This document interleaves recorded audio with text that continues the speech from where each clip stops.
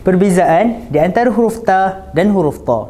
Huruf ta dan huruf ta keluar daripada makhraj yang sama, iaitu al-lisan, lidah. Tapi huruf ta dan huruf ta mempunyai sifat huruf yang berbeza. Huruf ta, huruf yang nipis, mempunyai sifat hamas dan juga istifal. Manakala huruf ta bersifat dengan sifat qalqalah dan isti'la. Jom kita try baca sama-sama. Ta, ta, ti, tu.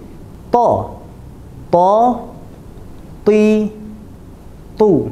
At, alta, it, ilta, ut, ulta. Ta, ara'aita, atqa, uzlifat. Ta, yasturuna, at'amahum bil qisṭa. Sekarang cuba anda pula yang teka macam mana cara bacaan yang betul bagi kalimah di atas.